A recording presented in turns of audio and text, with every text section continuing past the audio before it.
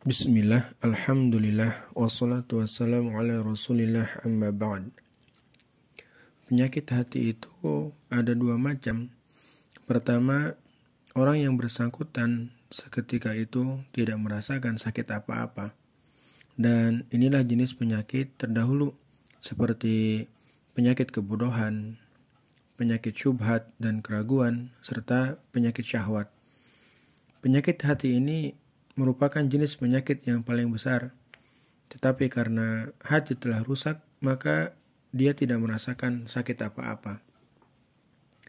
Sebab mabuk kebodohan dan hawa nafsu telah menghalanginya dari mengetahui penyakit. Jika tidak, tentu dia akan merasakannya, sebab penyakit itu ada pada dirinya.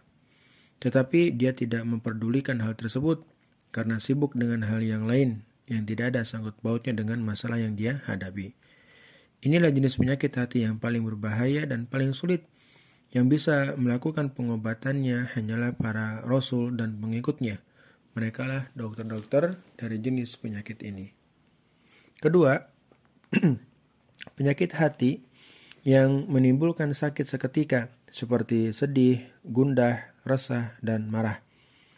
Penyakit ini terkadang bisa hilang dengan obat-obat alamiah, seperti dengan menghilangkan sebab-sebabnya atau mengobatinya dengan sesuatu yang berlawanan dengan sebab-sebab yang dimaksud, atau dengan sesuatu yang bisa menyehatkannya. Dan sebagaimana hati terkadang merasa sakit dengan sakit yang dirasakan oleh badan, demikian pula badan, dia sering merasa sakit dengan sakit yang dirasakan oleh hati. Dia menjadi malang karena kemalangan yang dirasakan oleh hati. Beberapa penyakit hati yang bisa dihilangkan dengan obat-obat alamiah adalah termasuk jenis penyakit badan. Dan hal itu terkadang tidak menjadi faktor satu-satunya yang menyebabkannya celaka atau disiksa setelah dia mati. Adapun penyakit-penyakit hati yang tidak bisa sembuh kecuali dengan obat imaniyah nabawiyah, maka itulah yang menjadi faktor penentu bagi kecelakaan dan siksa kekal jika dia tidak mendapatkan obat-obat yang merupakan lawan daripadanya.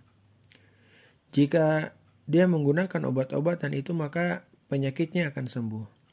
Karena itu dikatakan dia telah sembuh dari marahnya. Bila musuh hati sedang menguasai, maka hal itu akan menyakitkannya, dan bila ia sadar daripadanya, maka hatinya akan sembuh. Allah Subhanahu wa taala berfirman, A'udzubillahi minasyaitonirrajim, qatiluhum yu'adzibuhumullahu biaidikum. Perangilah mereka, niscaya Allah akan menyiksa mereka dengan perantara tangan-tanganmu. Wa yukhzihim wa yansurukum alaihim, dan Allah akan menghinakan mereka dan menolong kamu terhadap mereka. Wa yashfi sudura qaumi mu'minina, serta melegakan hati orang-orang yang beriman. Wa yudhim qaidha qulubihim wa yatubullahu ala man yasha, dan menghilangkan kemarahan orang-orang mukmin, dan Allah menerima taubat orang yang dikehendakinya. Al-Quran Surat At-Taubah ayat 14-15. Allah Subhanahu wa taala memerintahkan agar memerangi musuh-musuh mereka, dan dia memberitahukan bahwa di dalamnya ada 6 manfaat. Marah adalah penyakit hati.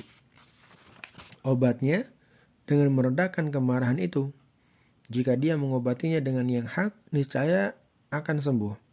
Tetapi jika dia mengobatinya dengan kezaliman dan kebatilan, maka penyakit itu akan semakin bertambah. Sedangkan dia menyangka bahwa hal itu akan menyembuhkannya. Ia laksana orang yang mengobati penyakit rindu dengan melakukan maksiat bersama orang yang dirindukannya. Padahal itu akan menambah penyakitnya. Akan timbul penyakit lain yang lebih sulit dari sekedar rindu. Kegundahan, kegelisahan, dan kesedihan juga merupakan penyakit-penyakit hati. Dan untuk mengobatinya, yaitu dengan mencarikan hal yang berlawanan dengannya, yakni kesenangan dan kegembiraan.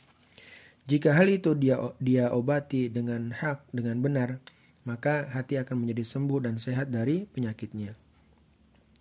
Dan jika diobati dengan yang batil, niscaya penyakit itu akan tetap tersembunyi dan menyelinap, dia akan tetap ada, bahkan menyebabkan penyakit-penyakit lain yang lebih sulit dan lebih berbahaya. Demikian pula dengan kebodohan, dia adalah penyakit yang menyakitkan hati, dan di antara manusia ada yang mengobatinya dengan ilmu-ilmu yang tidak bermanfaat. Sedang dia mempercayai bahwa dengan ilmu-ilmu tersebut maka penyakitnya telah hilang. Padahal yang sesungguhnya terjadi, hal itu hanya akan menambah penyakit lain atas penyakitnya tersebut. Tetapi hati tidak mau memperdulikan sakit yang dikandungnya. Kenapa? Karena disebabkan oleh kebodohannya dengan ilmu-ilmu yang bermanfaat, yang ia merupakan syarat bagi kesehatan dan kesembuhannya. Rasulullah SAW bersabda tentang orang-orang yang berfatwa dengan kebodohannya, sehingga menjerumuskan orang-orang yang meminta fatwa kepada dirinya. Beliau SAW bersabda, qatalhumullah ala sa'alu idza lam ya'lamu fa innama shifa'ul 'ayyi as-su'alu. Mereka membunuh orang tersebut, semoga Allah membunuh mereka.